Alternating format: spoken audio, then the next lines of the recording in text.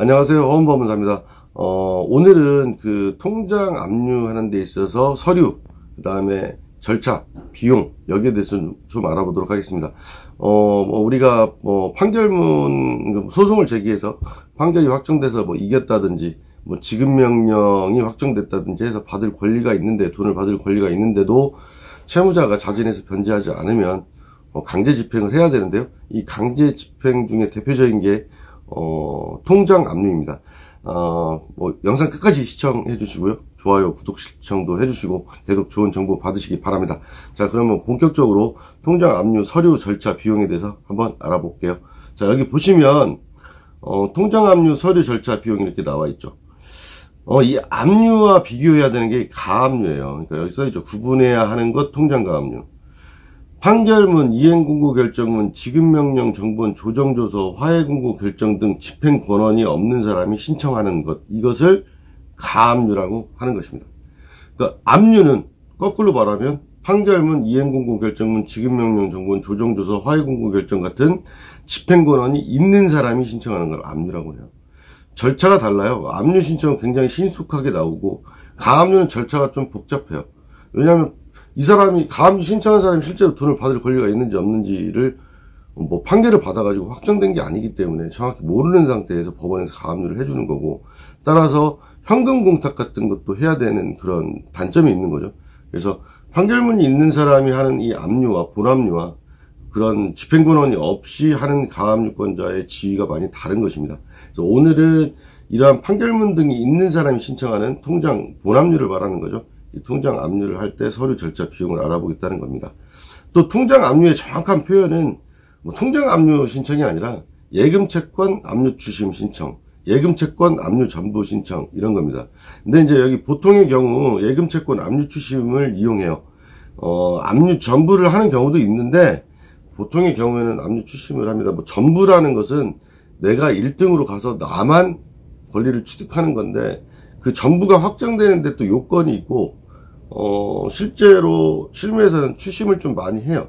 전부가 더 좋은 점도 있겠죠, 되기만 하면. 그러나 이게 좀 실제로 실무에서는 거의 추심을 많이 하고요. 또 특정한 사안에 있어서는 전부를 하기도 하는데, 오늘은 그 압류 추심, 전부 말고 압류 추심 관련된 부분까지만 설명을 해드리도록 하겠습니다. 자, 그렇게 해서 이제 구체적으로 한번 보면 예금채권 압류 추심 절차를 했는데, 먼저 서류 문제 볼게요. 판결문 등 집행권은 정본이 있어야 돼요. 정본이 있어야 되는 거고, 그 정본에다가 집행문을 받아야 되고 송달확정 증명을 받아야죠. 예를 들면 그 지급명령 정본 같은 경우는 송달확정 증명은 필요 없어요. 그러니까 이 집행 권한마다 집행문 송달확정 증명원이 필요한 경우가 있고, 집행문까지만 필요한 경우도 있고 막 다양해요.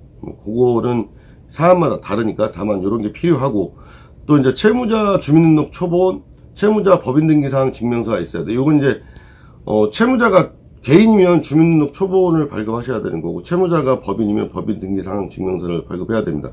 이게 이제 인적사항을 확인하는 부분도 있지만 관할법원하고 직결되는 겁니다. 왜냐하면 채무자의 현재 주소지를 관할하는 집행법원이 관할법원이기 때문에 내가 판결문을 받을 때는 채무자가 서울이었다 하더라도 지금은 수원에 산다, 그럼 수원에다가 신청을 해야 되기 때문에 현재 주소지를 소명하는 서류가 필요한 것이죠. 그 다음에 이제 이러한 기본적인 서류들을 가지고 채권압류 추심명령 신청서를 작성을 해서 관할법원에 접수를 합니다. 금방 말씀드렸다시피 현재 채무자 주소지를 관할하는 집행법원에 접수를 하고, 그 법원에서는 채권압류 및 추심명령 결정을 하고 제3채무자에게 압류추심 결정문을 송달을 하고 진술채고서도 송달을 하는데, 이 진술채고서를 무조건 송달해 주는 게 아니라 우리가 진술채고 신청서를 낸 경우에 저걸 송달해 주는 거예요. 저게 뭐냐면 혹시 다른 사람이 압류한 게 있는지, 그 통장에 돈이 있는지 이런 것들을 진술하라는 그런 진술채고서를 압류 결정문과 함께 은행에다가 보내면, 은행에서 통장에 돈이 하나도 없어요. 통장에 돈이 있긴 한데 앞에 다른 채권자가 압류 3건 했어요. 이런 느낌의 진술서를 내는 거죠. 그래서 그러한 진술서를 나중에 열람복사하고 그 은행에 가서 추심하러 갈지 여부를 볼 수 있는 것이죠.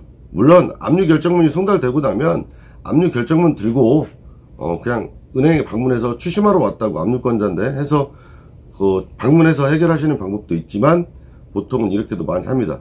그렇다고 해서 은행에서 무조건 통장에 돈 있다고 주느냐? 대부분의 경우에는 압류가 효력이 있고 그 통장에 돈이 있어도 대부분의 은행들은 공탁을 해요. 제3채무자가 하는 공탁이 있어요. 그 공탁을 하면 그 공탁 사건에서 배당을 받게 됩니다. 그래서 이 압류 추심을 한다고 해서 내가 곧바로 돈을 받을 수 있느냐, 꼭 그런 것은 아닐 수도 있는 거예요. 해보면서 경우에 따라서 다른 것이죠. 자, 이렇게 압류 추심하는 데 있어서 서류 준비하는 과정과 그 다음에 절차를 좀 봤는데요. 서류는 이거 말고도 추가로 있을 수 있어요, 경우에 따라서. 그래서 그 다음에 예금채권 압류 추심 신청 비용인데요. 이 비용도 같이 압류를 하는 거예요. 예를 들어 내가 받을 돈이 1,000만 원이다. 그러면 1,000만 원 플러스 이 집행비용, 압류 추심하는데 사용한 돈까지 같이 압류를 하는 거예요. 집행비용으로 기재해서.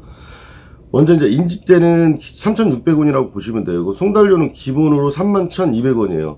그러니까 이 1회당 송달료가 5,200원인데 당사자 한 곳당 2회분씩 되는 거예요. 채권자, 채무자, 제3채무자. 그래서 송달료를 31,200원을 내는 게 기본이고, 제3채무자 한 곳 추가될 때마다 1,400원씩 추가가 되는 겁니다. 또 이제 법무사 보수로는 기본 보수가 40만 원이고 부가세는 4만 원입니다. 가산 보수가 있을 수 있어요. 예, 뭐 집행문 부여, 송달 확정 증명, 주민등록 초본 발급해오고, 뭐 열람 복사하고, 이런 추가 업무라든지 제3채무자 뭐 숫자라든지, 그 다음에 난이로다라든지 채권 액수라든지 이런 거를 감안해서 또 가산 보수를 받기는 합니다. 뭐 특별한 경우 아니고는 뭐 가급적이면 이 금액 안에서 받고 해드리는 편이고요. 그 다음에 이제 이 비용 역시 전부 다 현금 영수증 발행해서 첨부하면 집행비용으로 신청을 할 수 있고, 압류 금액에 포함돼서 추가로 압류를 할 수 있는 것이죠.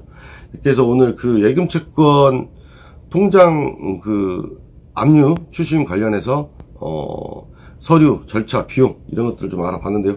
도움이 되셨는지 모르겠습니다. 도움 못 받고 계신 거 있으면 뭐 여기 상담하시는 전화로 나와 있고 카톡도 나와 있죠. 편하게 연락하셔가지고 상담 받으시기 바랍니다. 오늘 하원법무사는 여기까지 하도록 하겠습니다. 감사합니다.